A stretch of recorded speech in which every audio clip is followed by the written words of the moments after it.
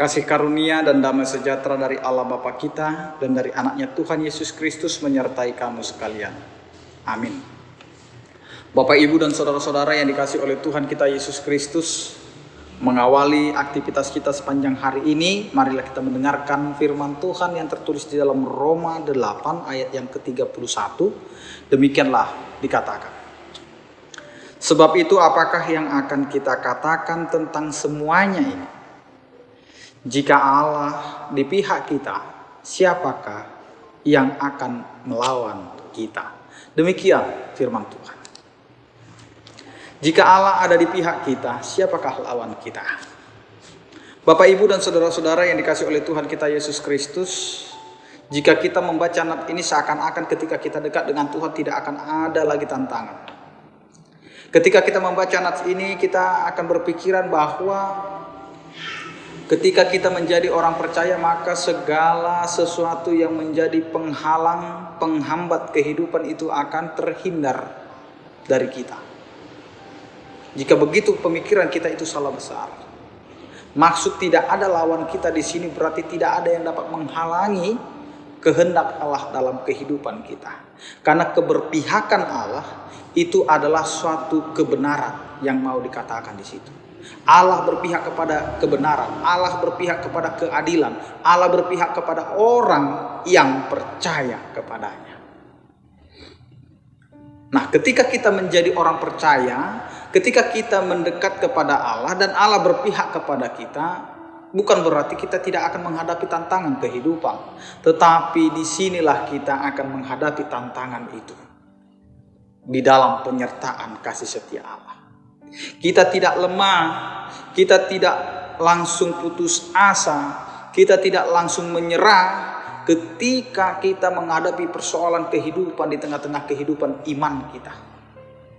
Banyak cobaan yang datang, banyak tantangan yang datang, banyak kehidupan kita yang selalu menjumpai persoalan. Tetapi ketika kita mau mengatakan seperti nats ini, jika Allah di pihak kita, siapakah lawan kita? Jika Allah ada di pihakku, siapakah yang akan kuat melawan, menghadang rencana Allah dalam kehidupan kita? Karena itu, Bapak, Ibu, dan saudara-saudaraku, tetaplah teguh di dalam iman. Tetaplah teguh untuk meminta kekuatan daripada Tuhan. Karena Tuhan tidak akan pernah tinggal diam, membiarkan umatnya di dalam kelemahan itu. Tuhan akan memberikan kekuatan itu di luar daripada kekuatan kita. Kita akan disertai, kita akan dituntun, kita akan diberkati, dan kita akan diberikan kuasa oleh Allah itu sendiri. Karena itu, Bapak, Ibu, dan saudara-saudaraku, Allah berpihak kepada kita jika kita mau meminta kepadanya. Allah berpihak kepada kita jika kita mau menuruti firman-Nya. Jika Allah ada di pihak kita, maka hidup yang kita jalani saat ini, yang penuh tantangan ini, yang penuh dengan lika-liku kehidupan ini, akan menjadi sukacita besar bagi kita. Karena kita tahu Allah ada di pihak kita. Karena itu, Bapak, Ibu, dan saudara-saudara, jalanilah hidup kita dengan mengatakan Allah ada di pihak kita. Tidak perlu ragukan penyertaan Allah. Karena itu, selamat menjalani kehidupan di dalam keberpihakan Allah dalam kehidupan kita. Amin, kita berdoa. Terima kasih Tuhan, penyertaan kasih setiamu menyertai kehidupan kami. Engkau adalah Allah yang berpihak kepada kami. Jika Engkau berpihak kepada kami, siapakah lawan kami? Tidak ada yang dapat melawan daripada kehendak-Mu dan rencana-Mu. Karena itu, Tuhan, ajari kami untuk menjalani setiap kehendak-Mu dalam kehidupan kami.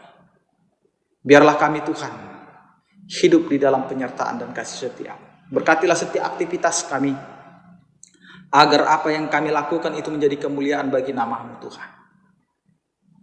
Ya Tuhan, berkatilah setiap umat-Mu yang menjalani kehidupan. Jika dalam keadaan sakit, berduka, dan menghadapi penderitaan, kiranya Engkau Tuhan Allah kami yang memberikan kekuatan, kesembuhan, penghiburan, dan juga penyertaan kasih setia. Sehingga kami dapat memuji, memuliakan nama-Mu Tuhan dalam setiap kondisi kehidupan kami. Terpujilah Engkau ya Tuhan di dalam nama anak-Mu Tuhan Yesus Kristus Tuhan kami. Anugerah Tuhan kita Yesus Kristus, kasih setia daripada Allah Bapa dan Persekutuan Roh Kudus, itulah yang menyertai kamu sekalian. Amin.